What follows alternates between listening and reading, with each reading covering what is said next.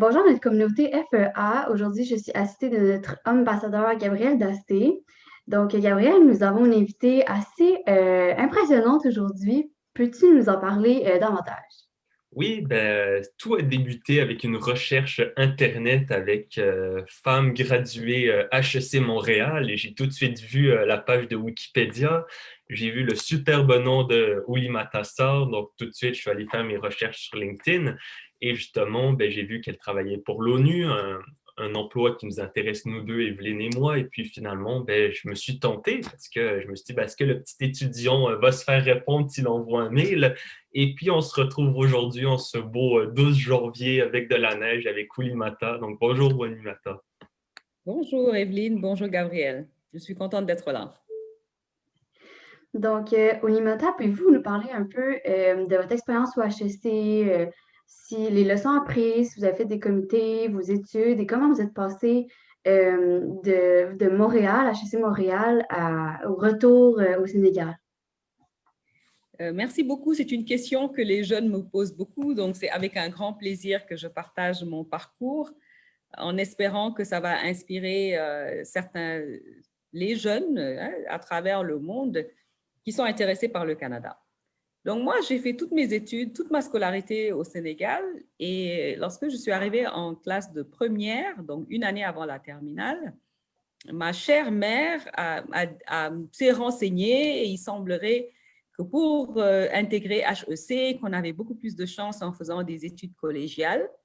Et ma mère nous a inscrites au Collège Marie-Victorin. Donc, j'ai fait mon DUG au Collège Marie-Victorin. Et suite à ce DUG-là, je suis arrivée à HEC Montréal pour un BA en finance et marketing. Ce que j'ai aimé durant mes études à HEC Montréal, au-delà du fait c'était déjà une école reconnue mondialement avec une excellente réputation qui nous donnait surtout une opportunité d'être proche du secteur privé puisque les liens de HEC avec le secteur privé étaient déjà là. Certains de nos travaux pouvaient être financés par des entreprises. On cherchait aussi des solutions pour des entreprises. Donc, je pense que cette connexion entre l'académique et le secteur privé et en fait, le travail, le monde du travail était très important. Ça, c'était le premier point. Le deuxième point fort de HEC Montréal, c'est sa diversité. Moi, j'ai eu l'occasion, durant mon séjour au Canada, de rencontrer à HEC et de forger des amitiés avec des gens qui venaient de partout. Des Congolais, des Marocains, des Algériens, des Sénégalais. Et on s'est tous retrouvés au Canada et certaines personnes, on est toujours en contact, ou parfois je visite des pays et je les retrouve. Je pense que cette diversité de culture est un atout, est un atout.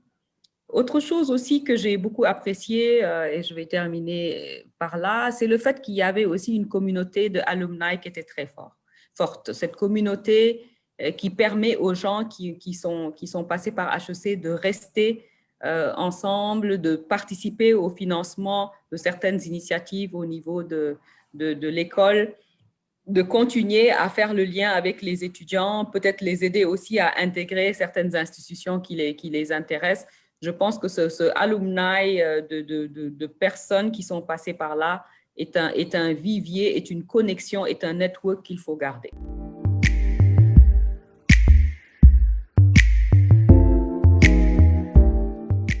Aujourd'hui, être féministe, qu'on soit un homme ou une femme, c'est croire en l'égalité des chances pour les femmes et les filles.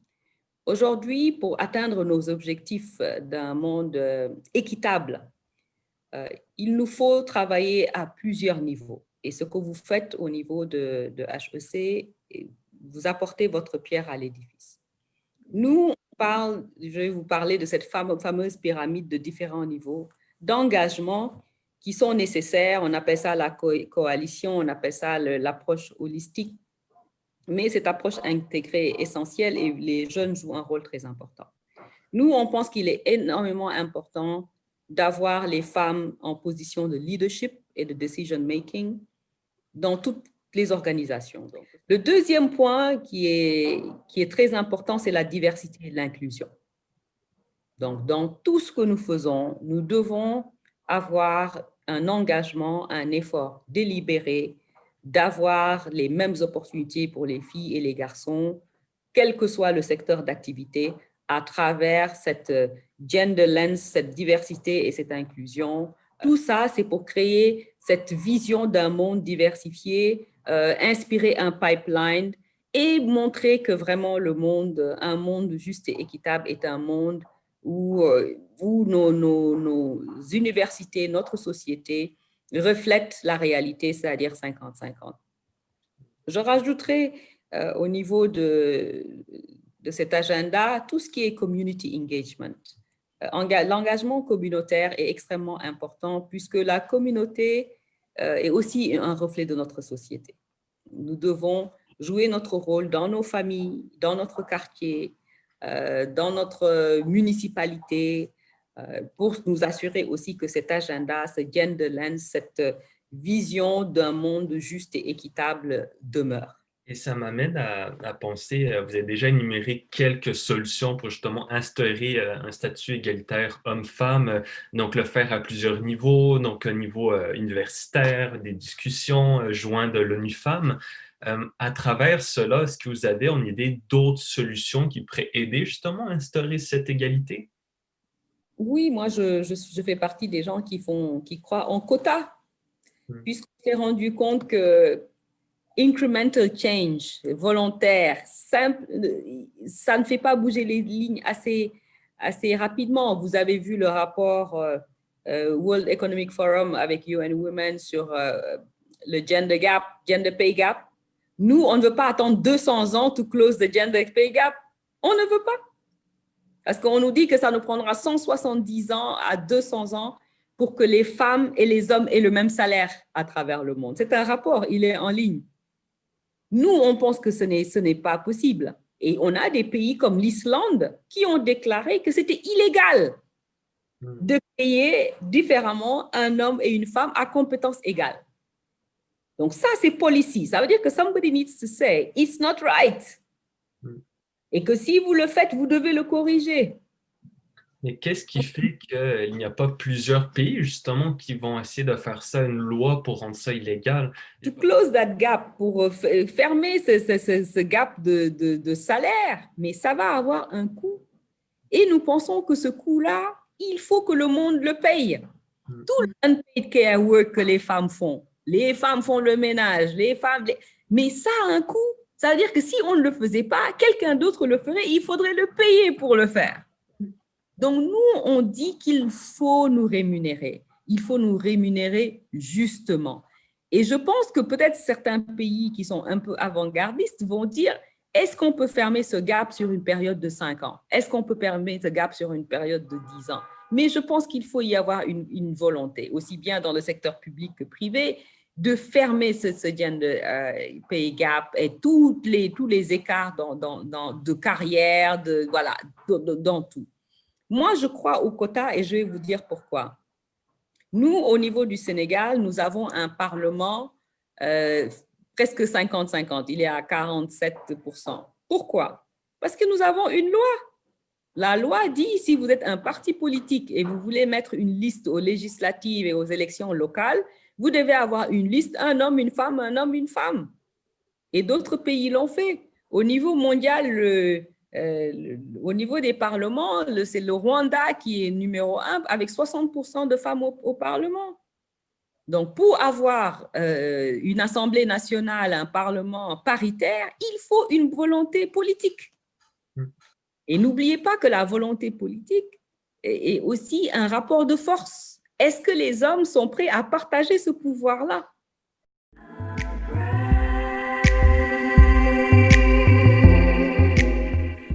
Gabriel et moi, on se demandait, ça fait quand même, ONU Femmes, c'est quand même assez nouveau, ça fait 10 ans d'existence.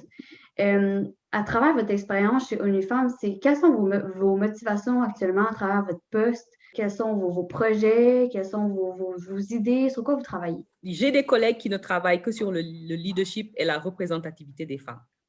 That's all they do. Comment s'assurer que les femmes sont sur les listes électorales comme en tant que voters? Because don't forget, if you want to count, you have to vote.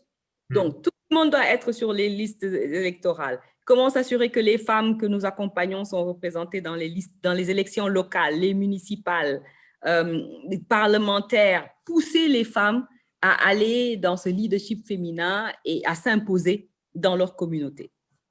J'ai des collègues qui ne travaillent que sur les violences faites aux femmes, toutes les formes de violence. Et en Afrique, vous avez toutes les pratiques traditionnelles, le mariage des enfants, l'excision, les violences conjugales, toutes les formes de… Vous savez qu'au Cameroun, on repasse les seins des jeunes filles.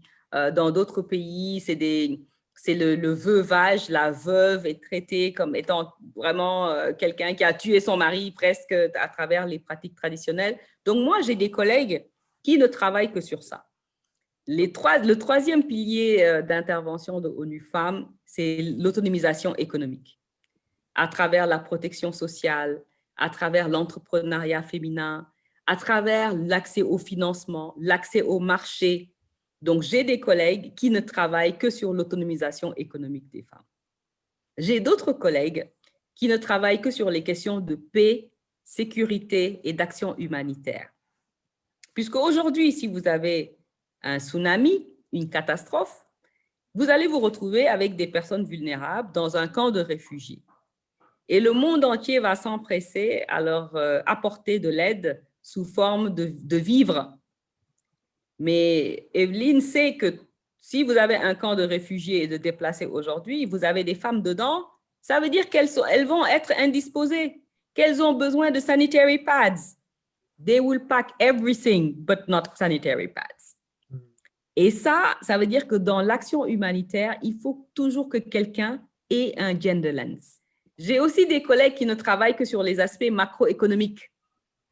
Donc, tout ce qui est statistics, the cost of the economy of violence on women.